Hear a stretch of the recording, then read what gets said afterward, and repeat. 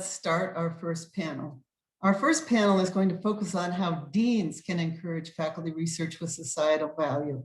And I will be moderating this panel along with my friend and colleague, Ruth Bolton. Both of us are from Arizona State University. And I'd just like Ruth to wave her hand and show her pictures so that you all know who she is. Ruth, can you say hi? Hello. You heard her. We didn't see you yet. We'll see you later, Ruth, in the Q&A time. I'd also like to briefly introduce our distinguished panelists. You have all the bios you received all the bios in advance, so you can read more about them. But I'll just give you a brief introduction to each one of them. Jonathan Levin will be our first speaker. He is the dean at the Stanford Graduate School of Business in the US. Ansgar Richter is the professor of strategy and dean at the Rotterdam School of Management in the Netherlands. And Zhixue Zhang is the incoming president of the International Association for Chinese Management and Research, and he's at Peking University in China. So without any further ado, let me turn it over to John. John, thank you. Great, thanks to you. It's great to be here, and nice to see familiar faces in the audience, and commend the organizers on putting together a great what looks like a great conference and an amazingly global first panel. So we're coming from all parts of the world for the first session. So our task in this first panel is to talk about how deans can foster research with impact. And I thought I might start with a story about one of our faculty members here at Stanford, the economist Bob Wilson. So Bob Wilson came to Stanford, to the GSB many years ago, back in the 1960s. And when he arrived here, and for years afterward, he did very deep foundational mathematical research that looked at things like price formation in auction markets and game theory. One of his most famous contributions was a refinement of Nash equilibrium for dynamic games called sequential equilibrium. And he had students and was very happy doing that kind of work. And then about 25 years into his career, he started to get interested in much more practical problems, in particular how research on pricing and auctions could get used in real world settings. He got originally interested in electricity markets, thinking about pricing and the design of electricity markets with his former student, Paul Milgram. He designed the first auction for radio spectrum licenses. He moved on to thinking about other types of markets. He designed an auction market for diamonds. That was a market that was famously opaque under the De Beers monopoly. And his students went on to work on all kinds of other problems, like designing school choice mechanisms for cities, designing kidney donor exchanges, designing conservation markets, designing vaccine procurement systems, and more. And as many of you will know, Bob was the recipient this year of the Nobel Prize in Economics in the fall. And when he won that award, he was acknowledged for both for his foundational work and for the real world impact of the work. So why start with this story? It's not because everyone is going to be Bob Wilson in their careers, or that we aspire for all of our faculty members to have that kind of contribution. He's obviously a singular person. But I think it has a couple of lessons for how we can go about fostering and encouraging business school research that does have impact. So I want to mention two things about Bob's career, and then I'm going to say two things that I think are different from the time when he started as a faculty member. So the first is, I actually think that Bob's trajectory, that is starting with deep foundational theoretical work and then becoming highly applied, happened because he was in a business school. He was hired and he was supported to do very basic scientific research, but he was also exposed constantly to practical questions. One of the things about as we all know, being in a business school is you go in, you confront students with ideas and frameworks, but then you yourself are confronted with the question of why do those ideas matter in practice? And that's a tension, obviously, for many people, but it's also a tension that is, when things go well, is a creative one. And it forces faculty members, if they're bringing ideas in front of students and alumni and other folks who come onto our campuses, to think about why their research matters, what are questions where their ideas could be applied, and just constantly being exposed to practical settings where they might make a difference. So one of the big jobs we have as school leaders is to make sure that we have exactly that kind of environment of exposure to questions. Okay, second, in Bob Wilson's case, no one told him what to work on, and certainly not the dean. Intellectual freedom is the most important thing that we provide for faculty members. But when he did get interested in doing more applied work and thinking about practical problems, he was supported and encouraged, and in a culture where his students and colleagues were interested and excited about it, and his successes were celebrated. And that was true even though some of the things he worked on, like radio spectrum auctions and diamond markets, he never published any papers about that. They never ended up in academic journals, but people wanted to hear about them at lunch. They wanted to talk about them. They wanted to work on them with him. So in his case, the exposure to ideas and problems and the support of intellectually engaged colleagues, the culture of enthusiasm for putting ideas to work was really made all the difference. Okay, so nowadays that's still true, but there are a couple of changes. So let me mention two things I think are different today. So the first is way more of our young faculty, this is what we're seeing, and I imagine it's true for all of you as well. They start their careers with the desire for real world impact. They want to write for journals, but they also want to think about how ideas can get out in the world. And that is just terrific. That's a great generational change in a lot of our disciplines. The second is research support and resources have just become way more important with the advent of new measurement and data and computational methods. So when I think of sort of someone who would be a modern day example of a Bob Wilson, Bob, you just gave him a stack of yellow pads and some number 2 pencils, and he was off to the races for 20 years. But nowadays, faculty come in and they need way more of a research engine, a research infrastructure. So think of someone like one of our faculty members is Susan Athey. She's another amazing economist.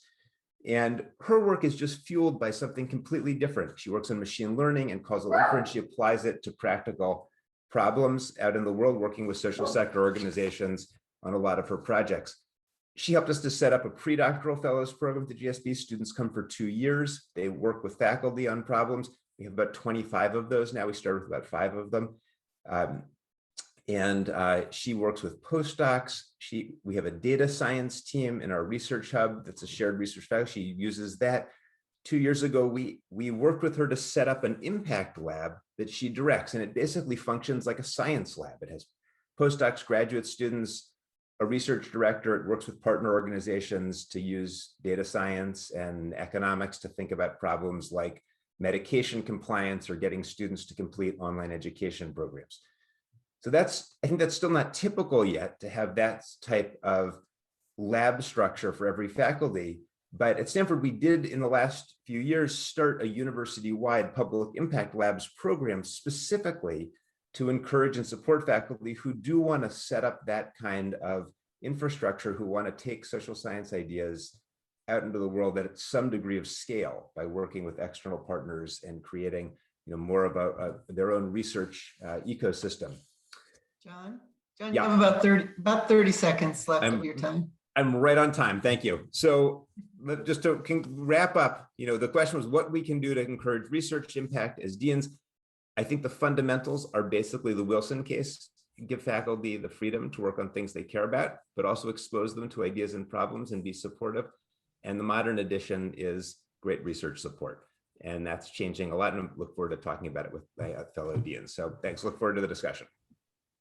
Thank you so much, John. Those are very fascinating ideas and things that I know we're going to want to ask you more about as we get into the Q&A. And again, please put your questions into the chat as Ruth is monitoring that, and we'll be collecting those questions.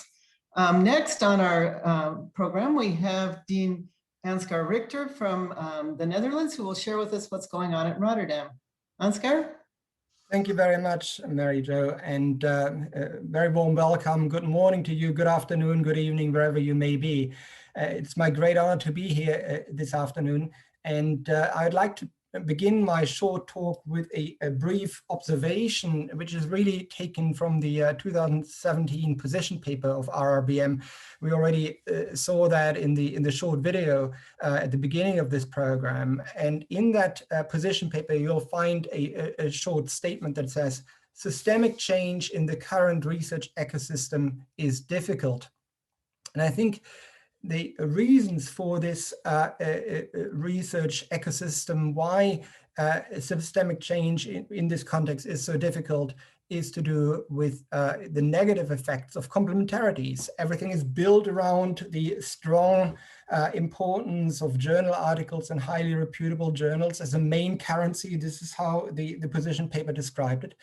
And reputation very much derives from the rankings from journalists, and they reinforce the value of this currency. And core academic processes such as recruitment, selection, promotion, research funding, movement between different institutions are based all on this. And so this is very difficult to change. And if I may say so, I find this particularly difficult in an organization such as RSM, which is enormously research oriented. I don't really ask for your commiseration at all, because it's wonderful to be at RSM. However, we do have a very, very strong research tradition, and imbuing this kind of organization with a greater focus towards responsible, impactful research is also somewhat difficult. So my objective this afternoon is very modest in a sense, namely to share 3 or 4 concrete ideas as what we are trying to do in order to move this ship, as it were. And the first one is actually provided here on the slide that you see here.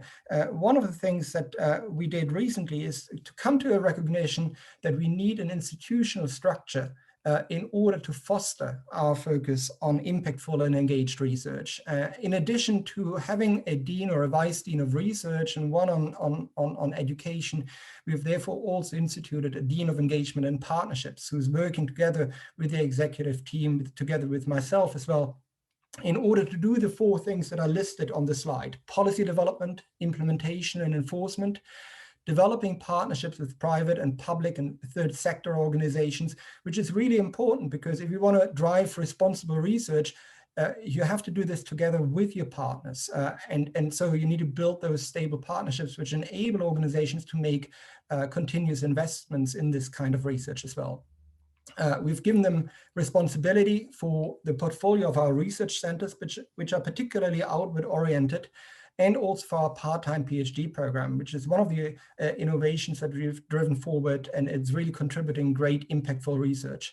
And also, quite importantly, the Dean of Engagement Partnerships develops a program for capability development for our faculty. I'm always saying that if we spend just 10% of the time, the resources, the money that we do spend on research in order to get people to conferences and write in academic journals, you just spend 10% of that budget on really making sure that we have impactful research, we'd be a whole further step ahead on this journey. And the second idea, and Jazz, if you could move the slide for this, is really around this importance of credible research in addition to useful knowledge. And if you look at the position paper that I mentioned earlier, it really talks about both of these things. In order to be impactful and useful, our research needs to be credible. So how do we actually institute this? How do we make the organization pursue credible research? And I think the first learning there for me is to make it all fun. So we have started a series of, if you will, events of 6 one-month-long campaigns, starting with a Figshare Data Fest, which is a bit of an October Data Fest on Figshare. So the facility where we share our data and make sure that our data is openly available, that it is open for replication studies and so on. It's obviously an October Data Fest. So in other words, we'll do this in the month of October. I do believe that if we are able to do this on campus again, we might very well find ourselves in a 12-step program very, very quickly, because we'll certainly celebrate our achievements on that front together. We just went through an Orchid Madness month as well to educate our people about the Orchid identifier, and that's really worked incredibly well, I must say. You can see some of the statistics here on the slide. We are planning some other events around Publons and around open science frameworks, and further down the line also on things such as citizen sciences. So a citizen science campaign on altmetrics as well. So there are a number of new initiatives that we are currently planning on this front. And then the third initiative, and that you'll find on the final slide of my presentation, is around metrics. So one of our colleagues, Wilfried Meyert, who is known to many people here in this group as well, has been leading our efforts in this respect. We've developed a so-called Sdg Mapper. In other words, a new set of metrics that we can apply to all sorts of information inputs, whether these are journal articles, whether these are master theses, PhD theses, whether these are presentations, or whatever it may be. And the purpose of this algorithm is really to assess to what extent our research, these bodies of knowledge, address the different sustainable development goals, the 17 sustainable development goals of the United Nations.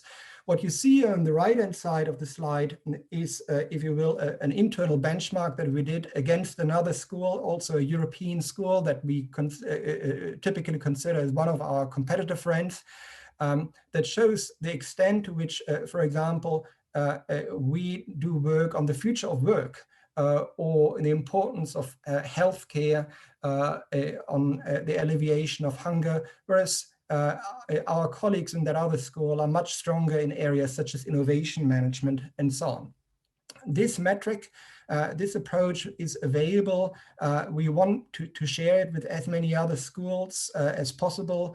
Wilfried is also in contact with organizations such as the Financial Times to see to what extent this kind of approach can be used in order to change our metrics and to change our ranking approaches as well.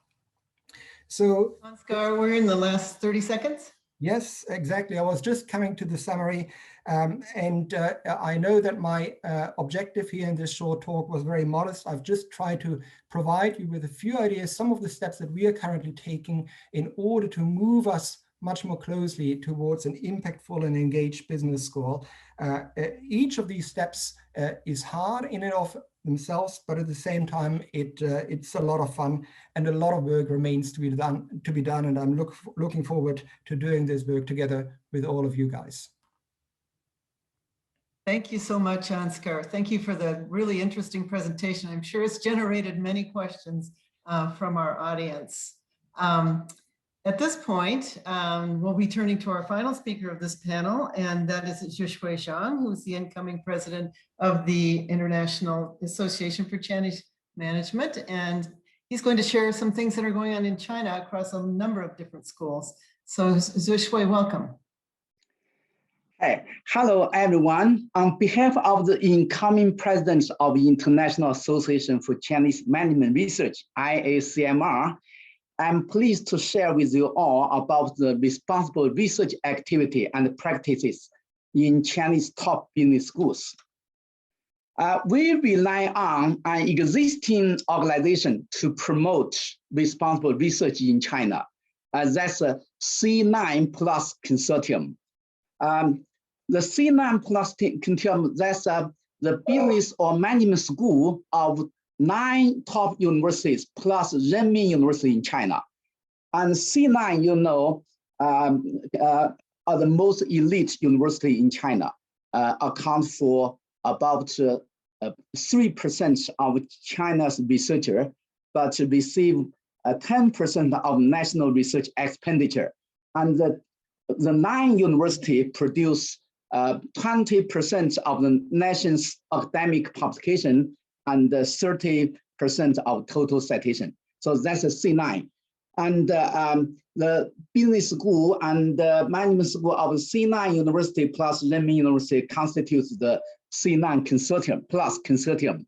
The 10 deans meet regularly to discuss the business research and education issues every year. Among them, 10 deans, 4 deans attended the first Responsible Research Summit in Rotterdam, along with myself as the incoming president of IACMR. In December 2019, IACMR facilitated the organizing of a similar summit along the C9 plus business school in China. 10 deans committed to an action plan of management research for service to society in China. The second summit in China was held on November 1st last year, 2020. And the second summit was open to nearly 100 deans in China. All 10 deans reported what they had done in the last 1 year and what kind of changes they have made and the preliminary outcome regarding responsible research in China. Now, I would like to share with you all about some practices of 4 business schools of 4 universities. The first one is Fudan University. The business school of Fudan University encouraged its faculty to conduct field research in order to deeply understand the real problem faced by Chinese enterprises through the revised faculty promotion criteria. The school aimed to build a new theory and practices and revamp teaching and training programs particularly tailored to technology and innovation enterprises. The dean, who is here right now, he led faculty to investigate more than 30 technology-driven enterprises. And the school— Next slide, please. Whitney, next slide. Yeah, next slide, please. And the school provides $6 million to fund about 10 research projects on technology and innovation management, and will continue this practice every year. The next one is the Qinghua School of Management, Beijing University, my university. Qinghua School of Management funded over 14 million on 110 Qinghua thought leadership projects to study social, economic, and organizational issues in China. And the scholar addressed China's grand issues, such as long-term developmental strategy, and provided advices for national policy makers. And this school established 3 interdisciplinary research platforms and has published thought leadership works series, including 26 books and 120 research reports distributed widely in China.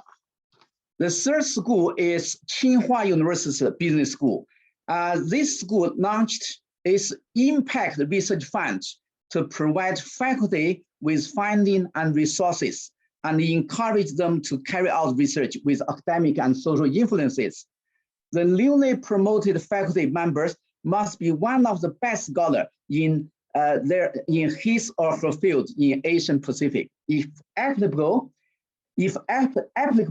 consider the relevance of China issues when making the comparison with peer scholars and emphasize service to society.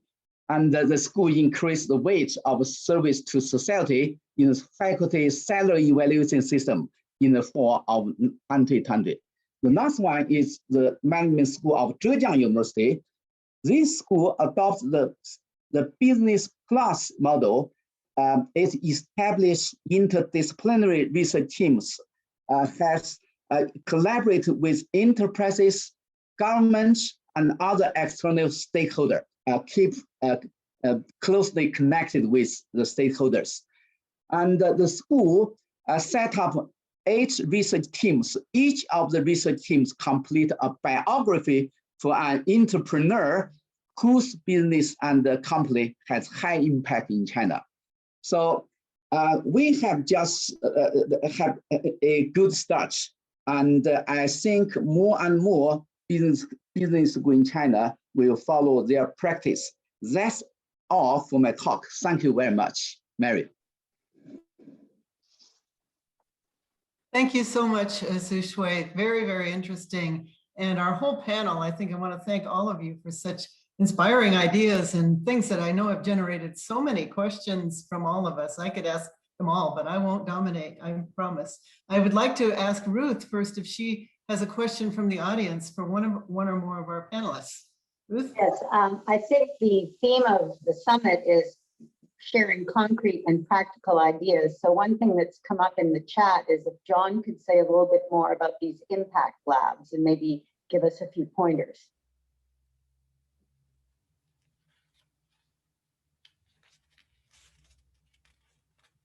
Sure, I'm happy to say a little more about that. So I think the motivation for this was really this is something we've started at Stanford just in the last few years, and the motivation was really in thinking about the basically how to translate ideas out into the world, how to translate research out into the world, and recognizing that there are a number of pieces of doing that in the social sciences that we don't necessarily have in place already at universities. In particular, a lot of times the way particularly sort of experimental or highly practically oriented research gets out in the world is through a partner organization, which could be a nonprofit, sometimes a government agency, sometimes could be a company even.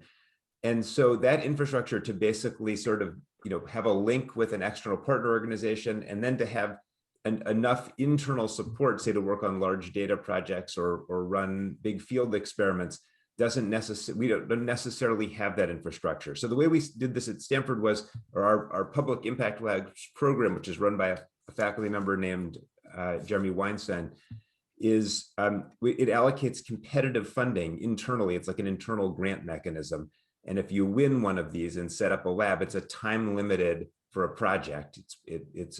And you get both money to set up your lab, and then you get access to a small team that the university has put together that has help for negotiating data agreements or partner agreements, or to help sort of set up an infrastructure for yourself. And we've had a small number of these. Actually, the one I mentioned at the GSB, Susan Athey's, we set that up even before the Public Impact Lab program had gotten started. But it's really an experiment, I think. Ultimately, I actually think it would probably be something you wouldn't set up inside universities. It's something you'd hope that like the National Science Foundation would fund as part of their funding mechanism. They would give grants for not just basic science, but also maybe for translational science, and they would have a somewhat different structure and probably different magnitude. At least that's the idea. When it's an experiment a little bit, and you can go to our website at Stanford, the Public Impact Labs, and read more about it. Wow, that's great, because another one of the questions was about partnerships. And so I think you sort of answered two questions in one there. My next question is actually for Ansgar. Ansgar, a lot of people are blown away by your mapping and some of the connections to SDGs. And so there are a number of questions about the metrics, how you're tracking results. And I think that's something that a lot of us wrestle with. Can you maybe share a little bit more about that? Yeah, I mean, from a technical point of view, I'd be very happy if Wilfried in particular could share further information about this, and I am very sure that he's willing to make this really publicly available. But I think there were also some questions about, if you will, the underlying philosophy, so to say. I saw some question in the chat about whether the focus on the Sdg Mapper doesn't really reinforce the ranking logic and the focus on top publications, the implications being that only publications in top journals really count, right? And to some extent, I can see where this comment is coming from, or where this concern is coming from. But at the same time, I think we have to acknowledge that the top journals also have much greater visibility. And if we want to make sure that our research actually is being read and does have a relevant audience, then I do still think that the leading journals have a role to play, an important role to play. Not everything that is being published in the top journals is necessarily of no applied value. To the contrary, I think we need to maximize that. I do feel that there is in our current approach on the Sdg Mapper still a limitation, in that what this Sdg Mapper really tries to do is to look at the extent to which the content of academic articles or other types of outputs really address the Sustainable Development Goals. So this is based on the underlying expressions, the words, the terms that are being used, similarity in phrases, and there is a machine learning algorithm behind this. Obviously, what this approach does not do, and that's a true limitation, is to ask a question: to what extent any of the solution, any of this work really has an effect on practice? That is pretty much beyond the capabilities of this endeavor. But I don't think we have found any magic bullet, any solution to that particular problem. Well, that's great, and I love the way you address this issue of how we connect with the SDGs, because I think that's something that many of us are really interested in, especially young scholars. I did want to follow up. If Mary Jo, do I have time to ask Zhixue one question? Let's have one more question. Yeah, that would be great. Well, I think Zhixue, the question all of us are wondering is, China seems very advanced in trying to transform the ecosystem for business schools, because the schools have been working cooperatively. And so I think many of us are wondering about where you see those challenges when it comes to issues like promotion and tenure and things like that, where maybe you're a little bit further along than some of the rest of us. Could you say a little bit about that?